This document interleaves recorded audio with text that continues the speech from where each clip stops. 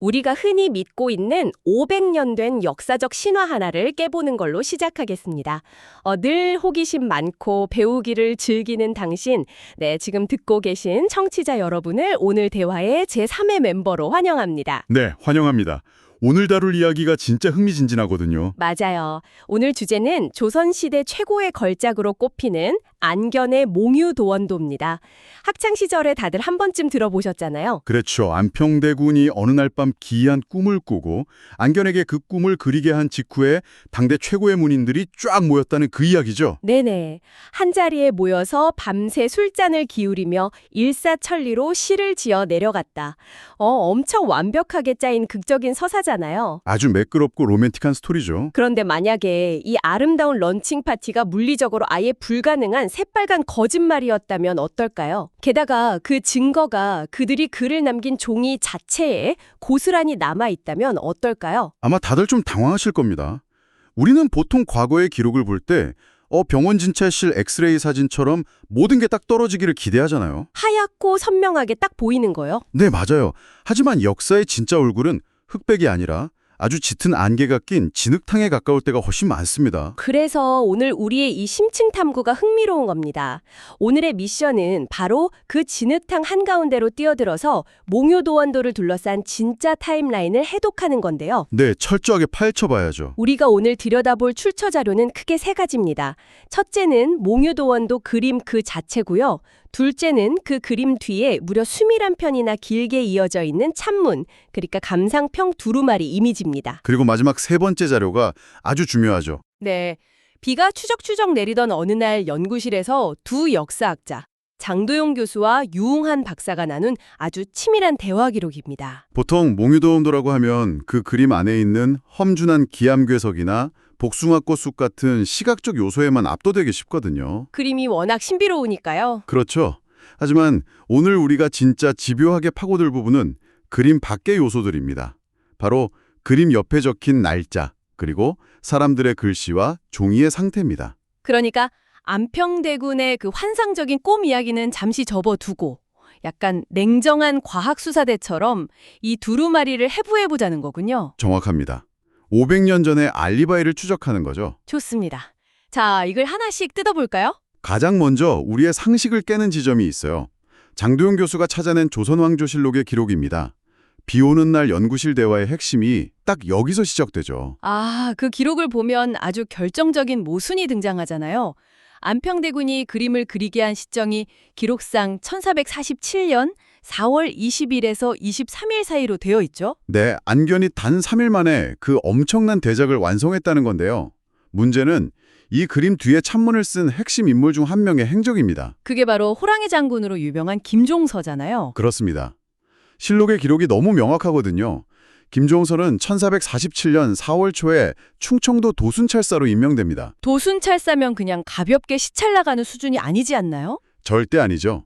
태안군 일대에 침몰하는 배들을 막고 외구 침입에 대비해서 봉화를 설치하는 막중한 군사 총책임자 자리였습니다. 이 임무 때문에 4월 초에 이미 한양을 떠났거든요. 잠깐만요. 이걸 현대 직장인 상황에 빗대어 보면 진짜 앞뒤가 안 맞는 코미디인데요? 어떤 식으로요? 당신이 화요일에 서울 강남 한복판에서 열린 아주 중요한 VIP 파티에 참석해서 자필로 방명록에 서명했다고 칩시다. 그런데 회사 출장 기록을 떼보니까 그날 태안 바닷가에서 땀 뻘뻘 흘리며 해안 경비대 송전탑을 세우고 있었던 거잖아요. 아, 비유가 아주 찰떡이네요. 4월 하순에 그림이 막 완성되었는데 태안에서 근무 중이던 김종서가 도대체 어떻게 한양에서 열린 찬문 작성 모임에 참석할 수 있었겠냐는 거죠. 물리적인 거리만 따져봐도 한양에서 태안까지는 수백 킬로미터거든요. 당시 조선의 교통수단이나 도로 사정을 고려하면 도저히 하루 이틀 만에 왕복할 수 있는 거리가 아닙니다. 아니 근데 여기서 제가 좀 딴지를 걸어볼게요. 네, 해보시죠. 김종서는 조선을 대표하는 전설적인 무관이잖아요. 북방에서 여진족도 몰아낸 엄청난 체력의 소유자인데 안평대군이 불렀다고 하면 아무리 멀어도 막 말을 여러 번 갈아타면서 밤낮 없이 달리지 않았을까요? 아, 미친 듯이 달려서 도착했다. 네, 대군 나왔소 하고 붓을 들어서 훌륭한 시 한 수 딱 남기고 곧바로 다시 말에 올라타서 충청도로 내려갔을 가능성, 이거 아예 배제할 수는 없는 거 아닙니까? 아, 굉장히 상상력이 풍부한 반론입니다. 하지만 바로 그 지점에서 유응원 박사의 치밀한 분석이 빛을 발하거든요.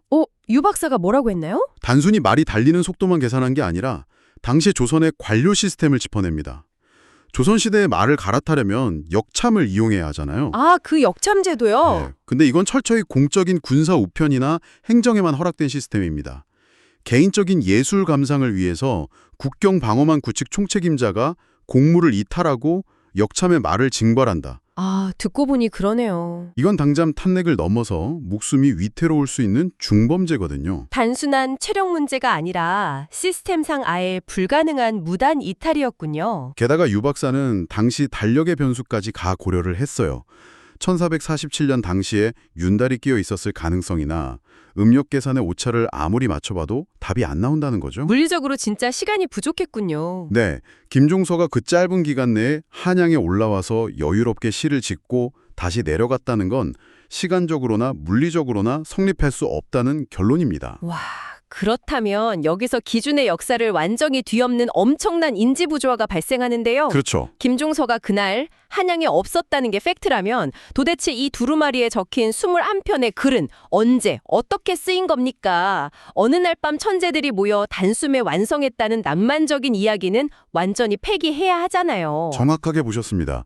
바로 그 모순을 해결하기 위해서 우리는 사고의 틀을 완전히 전환해야 해요. 어떻게 전환해야 하죠? 이 21편의 찬문을 특정 날짜에 벌어진 단일한 이벤트로 보는 시각을 당장 버려야 합니다.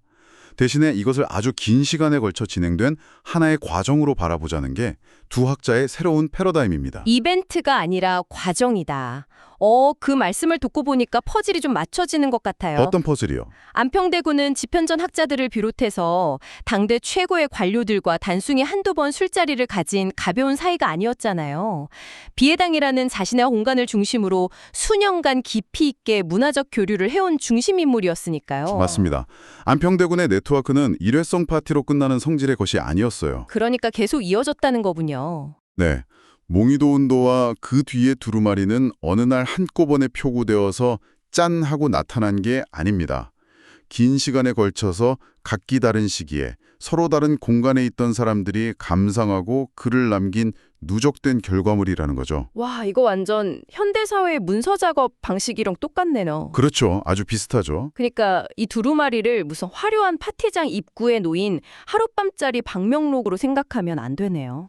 수년에 걸쳐 이 사람 저 사람 손을 거치며 한 줄씩 덧붙여지는 롤링페이퍼나 아니면 각자 시간 낼 때 접속해서 아이디어를 적는 클라우드 공유 문서처럼 봐야 한다는 거군요. 그 클라우드 공유 문서라는 비유가 이 상황을 아주 완벽하게 설명해 줍니다. 아, 찰떡인가요? 네, 김종수 역시 충청도에서 임무를 마치고 몇 달 뒤에 한양에 돌아왔을 때 혹은 안평대군과 조용히 독대하는 어느 날에 이 두루마리를 펼쳐보고 자신의 글을 추가했을 가능성이 훨씬 높다는 뜻이죠. 아하, 그렇다면 여기서 또 합리적인 의문이 하나 생깁니다. 네, 말씀하시죠. 클라우드 문서에는 누가 언제 접속해서 수정했는지 버전 기록이라는 게 쫙 남잖아요. 이 두루마리가 수년에 걸친 롤링페이퍼라면 그걸 증명할 수 있는 시각적이고 물리적인 증거가 그림 어딘가에 남아있어야 하는 거 아닙니까? 아주 훌륭한 지적입니다. 그리고 두 역사학자의 대화도 바로 그 결정적인 물리적 증거를 해부하는 방향으로 자연스럽게 나아갑니다. 증거가 있다는 거군요. 네, 우리에게 주어진 두 번째 출처 자료, 즉 21편의 찬문 두루마리 이미지를 아주 미세한 단위로 관찰하는 거죠. 여기서 진실을 말해주는 건 글씨 내용이 아닙니다. 그럼 뭐죠? 그 글씨를 담고 있는 종이 그 자체입니다. 사실 저도 그 이미지 자료를 처음 봤을 때 약간 이상하다고 느낀 부분이 있었거든요. 오, 어떤 부분을 보셨나요? 21명의 글이 쭉 이어져 있는데 그 바탕이 되는 종이들이 색깔이나 느낌이 다 똑같지가 않더라고요. 눈썰미가 진짜 좋으시네요. 박물관에서 이걸 멀리서 쓱 훑어보면 그냥 거대한 하나의 예술품 같잖아요. 네, 그냥 기다란 종이 하나인 줄 알았죠. 그런데 현미경을 들이대듯이 가까이 다가가면 그 물리적인 불균형이 여실히 드러납니다. 일단 방금 말씀하신 대로 종이의 색깔과 재질이 달라요. 아, 역시 제 눈이 맞았군요. 네, 어떤 부분은 바탕이 누런빛을 띠고 또 어떤 부분은 붉은색을 띠는 종이에요. 종이의 두께나 결도 아주 미세하게 다르고요. 그 말은 한 번에 쓴 게 아니라는 결정적 증거네요. 맞습니다. 이게 한나란 시에 같은 벼루에 먹을 갈아서 같은 종이 더미 위에서 쓴 게 아니라는 걸 시각적으로 증명하는 거죠. 그러니까 한 사람의 글을 쓰고 나서 나중에 다른 사람이 자기 글 쓸 종이를 따로 가져와서 뒤에 이어 붙이고 또 누군가가 나중에 다른 재질의 종이를 덧대어 붙였다는 얘기네요. 정확합니다. 그런데 종이 색깔보다 훨씬 더 결정적인 단서가 있어요.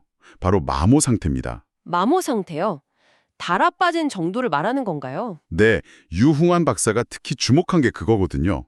종이가 얼마나 낡고 해졌는가 하는 점입니다. 아, 많이 만질수록 낡으니까요. 그렇죠.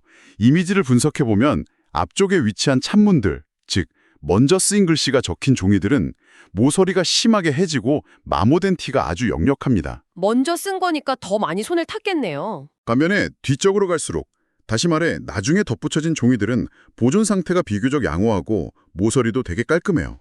아, 왜 그런 차이가 나는지 알 것 같습니다.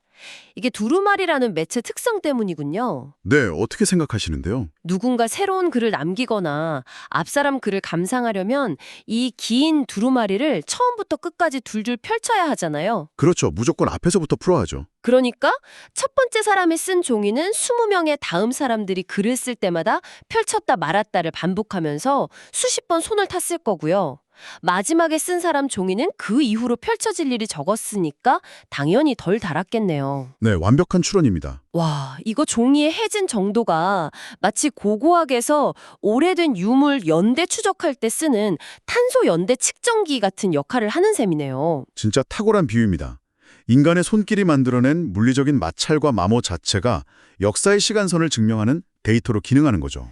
너무 신기합니다. 여기에 더해서 먹의 농담이라던가 붓이 지나간 흔적, 각 인물들의 필체에 담긴 미세한 기운의 차이까지 다 종합을 해보잖아요. 네네. 그러면 이 21편의 글은 결코 일괄적으로 한 번에 표구된 게 아니라는 답이 나옵니다.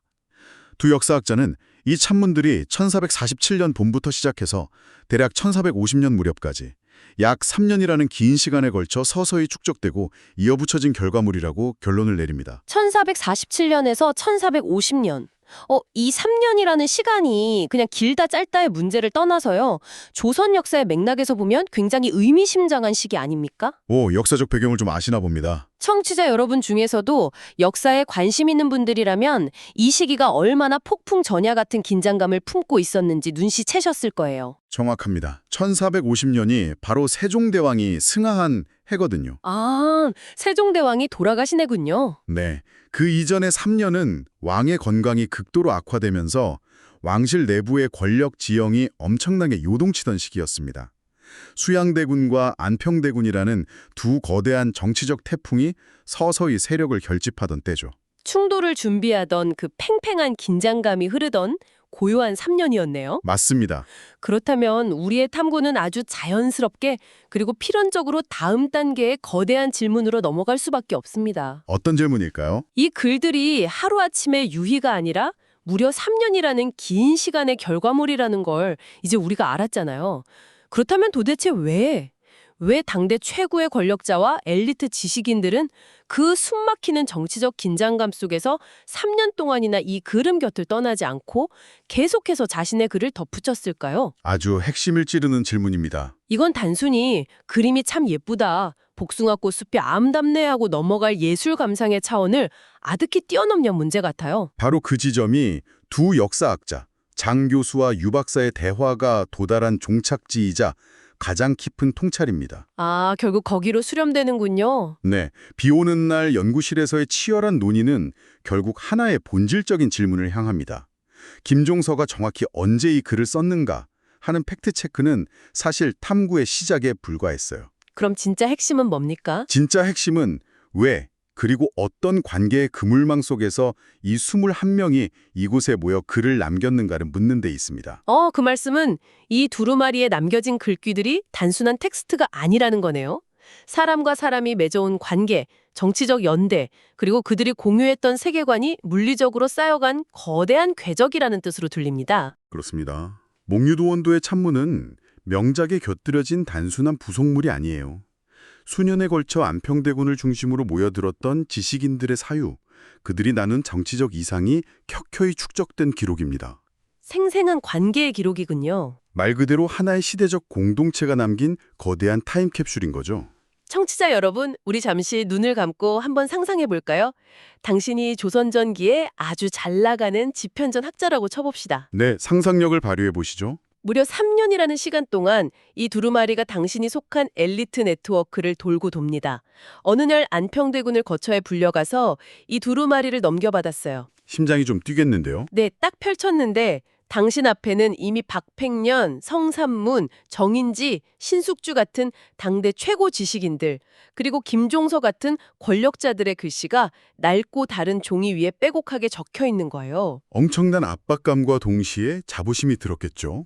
마침내 당신 차례가 되어서 빈 공간이 주어졌을 때 과연 어떤 마음으로 붓을 들어 먹을 찍었을까요? 그건 단순히 꿈 이야기를 찬양하는 감상문이 아니었을 겁니다. 그럼 어떤 의미였을까요? 나 역시 이 거대한 지적 공동체, 이 강력한 정치적 연대 이론이라는 걸 선언하는 아주 묵직한 소속감의 표현 아니었을까요? 와, 그 소속감과 연대의식이야말로 몽유도원도 두루마리가 뿜어내는 진정한 아우라입니다. 안평대군이 꾼 꿈, 즉 이상향은 그저 아름다운 풍경이 아니었어요. 아, 현실의 비전이었군요. 네, 세종 말기의 불안한 정치적 현실 속에서 안평대군과 뜻을 함께하는 사람들이 공유하고자 했던 유토피아였을지 모릅니다. 유토피아를 향한 서명 같은 거네요. 그 비전에 21명의 지식인이 각자의 고유한 필체로 서로 다른 종이 위에 서로 다른 시간에 접속해서 자신의 흔적을 남긴 셈입니다. 와, 오늘 우리가 함께한 이 여정에 청취자 여러분께 어떻게 다가갔을지 정말 궁금해집니다. 우리가 교과서나 대중매체를 통해서 접하는 역사라는 건 종종 너무나 매끄럽고 완벽하게 다듬어져 있잖아요. 네, 천재들이 하룻밤 만에 기적처럼 걸작을 뚝딱 완성했다. 이런 식의 서사가 기억하기도 쉽고 드라마틱하니까요. 맞아요. 소비하기 좋죠. 하지만 우리가 오늘 현미경을 들이대고 확인했듯이 현실의 진실은 결코 그렇게 단선적이거나 매끄럽지 않습니다. 진흙탕 같은 현실 말이죠. 네, 하나의 위대한 결과물 이면에는 수많은 사람들의 지난한 교류, 물리적인 제약, 누군가의 부재와 복귀, 그리고 그 빈틈을 채워가는 긴 과정이 아주 복잡하게 얽혀 있어요. 정말 그렇네요. 지식과 역사라는 건 그 현실의 복잡성, 덧대어지고 마모된 종이의 질감을 있는 그대로 직시할 때 비로소 더 깊고 풍성해지는 법입니다. 매끄러운 신화보다 이렇게 거칠고 투박한 진짜 현실이 주는 울림이 훨씬 강렬합니다. 저도 그렇게 생각합니다. 그래서 오늘 이 심층 탐구를 마무리하면서 청취자 여러분이 방송 끝나고 나서도 계속 곱씹어 보실 만한 아주 도발적인 질문을 하나 던지고 싶습니다. 오, 기대되네요. 앞서 전문가님께서 언급하셨던 그 1450년, 즉 기록이 멈춘 시점에 한번 착안해 볼게요. 이 두루마리가 완성되고 불과 3년 뒤인 1453년에 조선 역사상 가장 끔찍한 피바람을 불러온 쿠데타, 개유정난이 터지잖아요. 네, 수양대군이 김종서를 철퇴로 내리치고 권력을 찬탈한 아주 비극적인 사건이죠. 그렇습니다.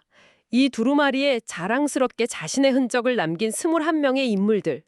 그들 중 상당수는 글을 남긴 지 불과 몇 년 지나지 않아서 그 피바람 속에서 처참한 죽음을 맞이해야 했습니다. 안평대군과 함께 사약을 받거나 희생당했죠. 살아남은 이들 역시 변절자라는 오명을 쓰거나 뿔뿔이 흩어졌고요. 자, 그렇다면 우리가 앞서 이야기했던 그 낡고 다른 종이 위에 쓰인 21편의 찬문, 네, 그 글이 쓰인 순서, 누구의 글씨가 안평대군과 더 가까운 곳에 위치해 있는지, 누가 더 크고 거침없는 필체로 썼는지는 과연 단순한 우연이었을까요? 아, 우연이 아닐 수도 있다. 아니면 다가올 끔찍한 폭풍 전야에 자신들의 끈끈한 정치적 연대감을 권력층 내부에서 조용하지만 치밀하게 과시하기 위한 일종의 비밀스러운 충성 서약서 같은 건 아니었을까요? 어우, 그렇게 생각하니까 등에 소름이 확 돋네요. 이 낡고 얼룩진 종이들이 단순한 미술품의 뒷멜이 아니라 완전히 다른 생명력을 가진 정치적 문서로 보입니다. 처음에 제가 오프닝에서 했던 얘기 기억하시죠? 엑스레이처럼 명확하고 깔끔하게 풀어진 뼈를 보여주는 단편적인 역사를 기대하셨다면 오늘 우리는 완전히 다른 걸 목격한 겁니다. 어쩌면 훨씬 더 위험하고 매혹적인 민낯을 마주한 셈이죠. 네, 역사의 진흙탕.